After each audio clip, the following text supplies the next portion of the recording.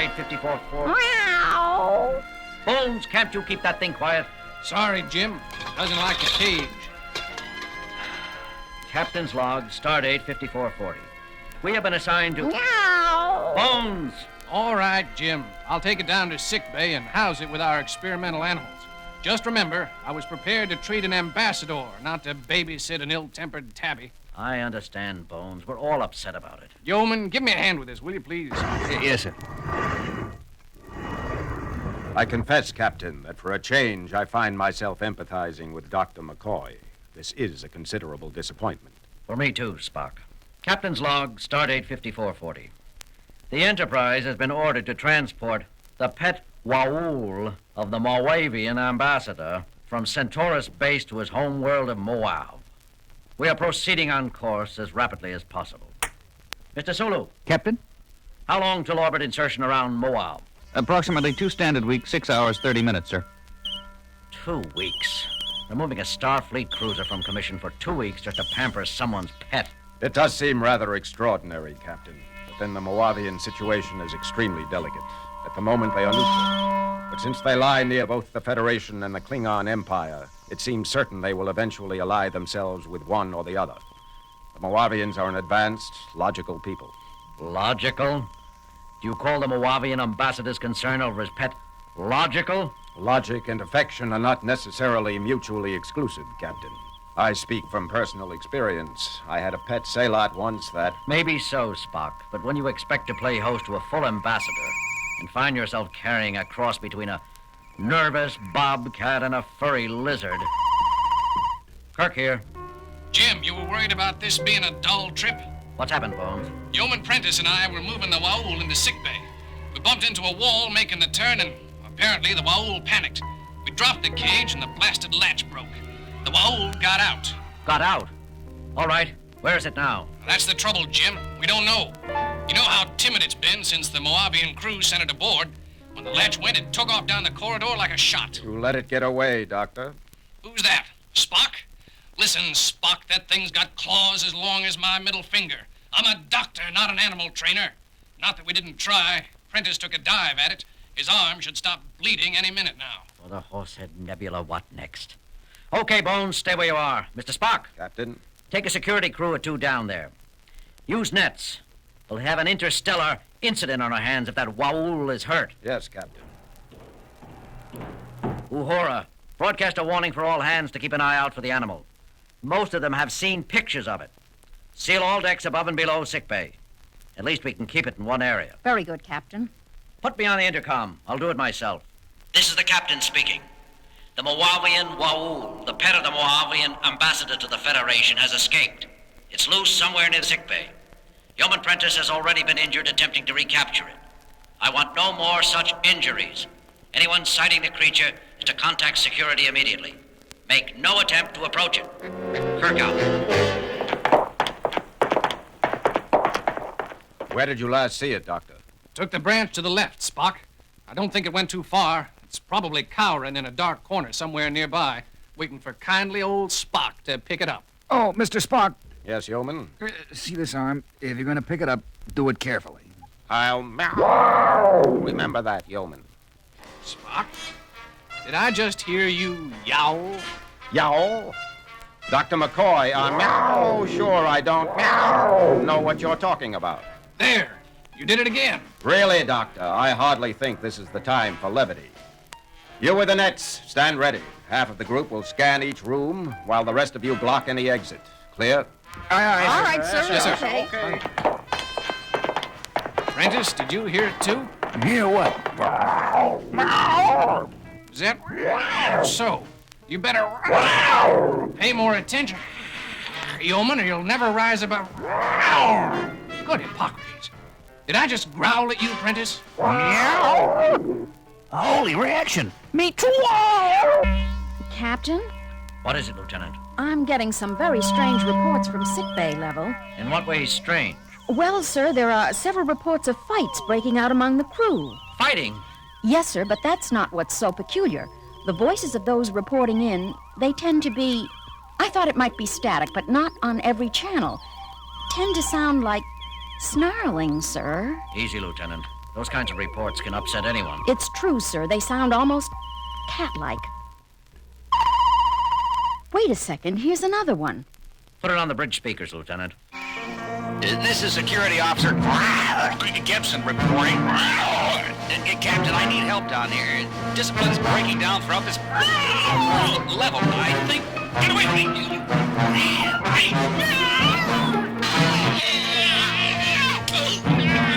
Gibson, this is the captain speaking. Report. That's enough, Lieutenant.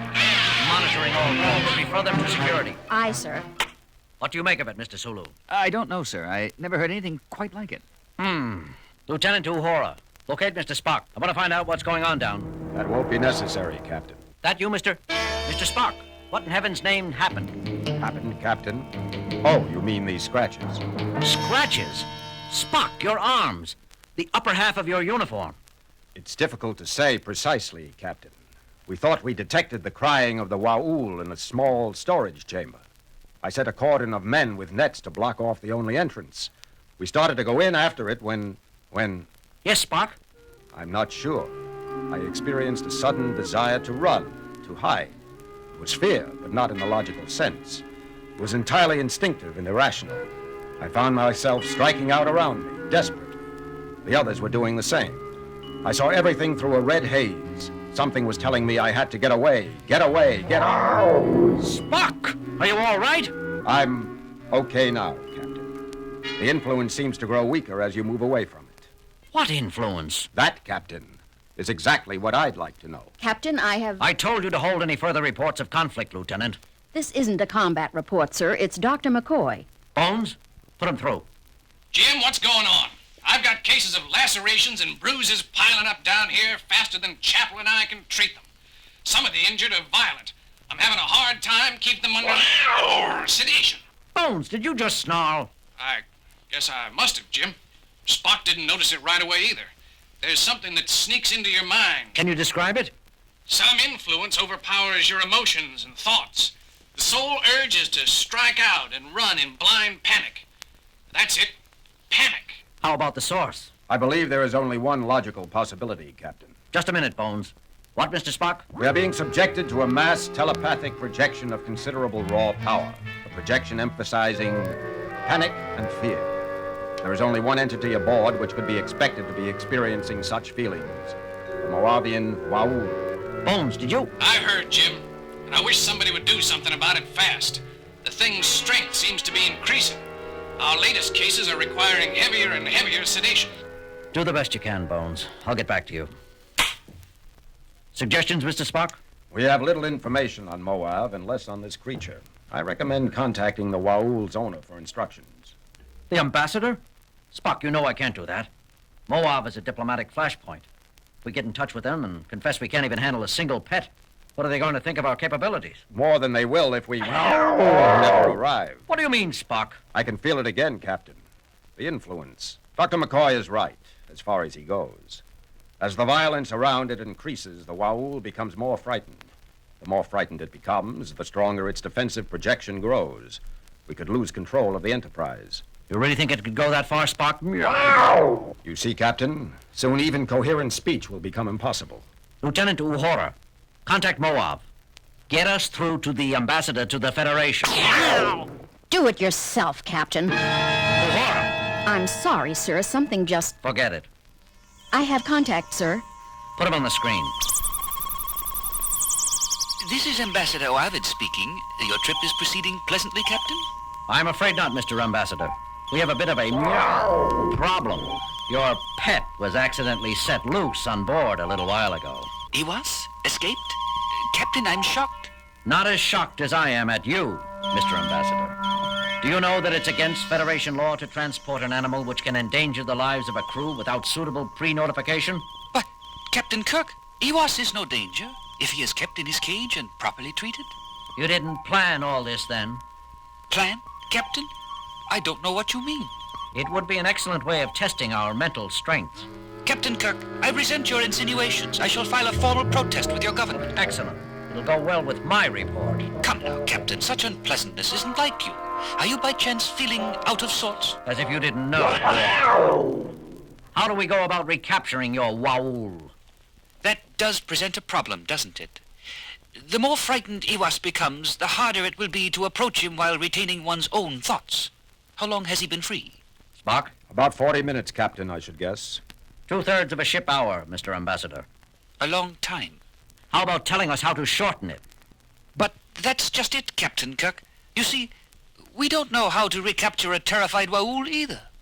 The only thing I can suggest is to get within, let's see, 300 of your meters of him and shoot him full of Pac-M or LQ tranquilizer. A Moavian drug, Captain. I doubt we have any aboard. Even if we did, we can't shoot around 300 meters of corners.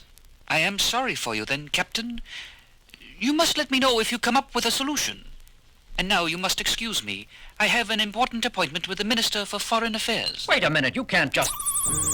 Transmission terminated, sir. I'm attempting to reestablish, but they don't acknowledge. Keep trying. Mr. Spock? I see no choice but to make another attempt with the nets. All right, good luck. Needs it. Sorry, Captain. The influence. I know, Mr. Spock. I can feel it myself now. Lieutenant, any luck? No, sir. I will continue to... Never mind. Get me sickbay. Sick bay. Dr. McCoy here. Bones, the Moavian ambassador said a couple of strains M or LQ of a tranquilizer called PAC would put the Waul under. Pack? Never heard of it. We've had practically no exchange of information yet with Moavian medical personnel, let alone veterinarians. Check the medical computer anyhow. Maybe there's a hypothesized Federation analog. I'll try, Jim, but we're pretty busy down here. I need that drug, Bones. I'll see what I can dig up. Sick bay out. Mr. Sulu, take the helm. I'm going with Mr. Spock. Yes, sir. Uhura, if you or Sulu find yourselves going under the influence of this thing, put out an automatic mayday describing our situation. Yes, sir. Yes, sir. This the corridor? Or Spock? Yes, Captain. You can fight it a little, but it digs at you, pounds away like a hammer. Like a hammer? Spock, I just had an urge to take a swing at you. I am experiencing similar leanings towards belligerent action, Captain. We should be nearing the Waul's last known hiding place. It's now growing stronger, Mr. Spock. I can't. It's just sitting there, Spock. Yes, Captain.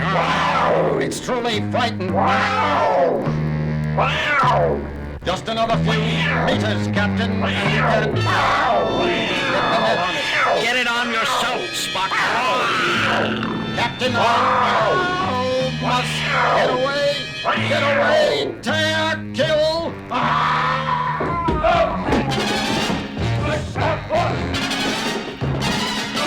Captain, Mr. Spock, what's going on here? Telepathic screen! I heard. It's the animal there, isn't it? The Waul. Here, kitty, kitty, kitty. Nice, kitty, kitty. Lieutenant Morris, be careful. Dangerous. Nonsense. Nice, kitty. Armalurvau.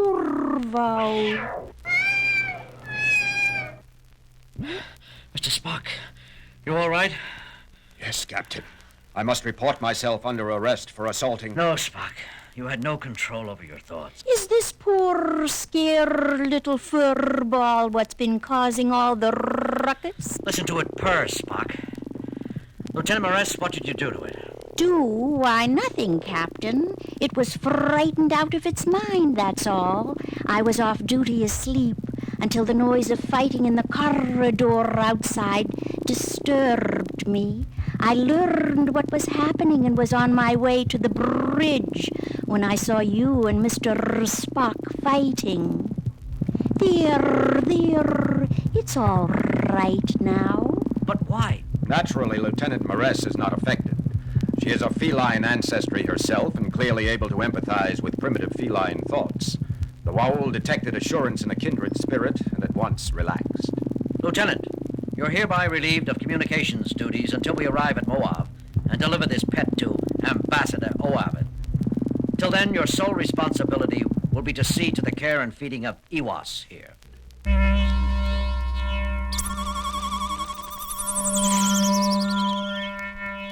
Captain, have you managed to... Iwas is safe and content, Mr. Ambassador. Lieutenant Moress, one of our communications officers, is a Cation. She was able to calm it instantly. Excellent news, Captain. Having a crew comprised of many races is a definite advantage. It speaks well of your Federation. I'm looking forward to meeting you on your arrival. Please be exceptionally gentle with Iwas in the next time periods, though. We'll be as gentle as we can, of course, and why the sudden concern? You mean you didn't know, Captain? An oversight on the part of the crew which delivered her to you. Her? I thought you said him. An oversight on my part. Iwas is pregnant. She'll have kittens in a few days, I suspect. You can expect to have between 6 and 10 additional little Waouls before you arrive here at Moauv. Carry on, Captain. Mr. Spock, inform Lieutenant Moress she's about to become a mom. Inform Dr. McCoy also. And tell him to be careful during delivery. We wouldn't want either mother or children to get frightened, would we? No, Captain. Wow.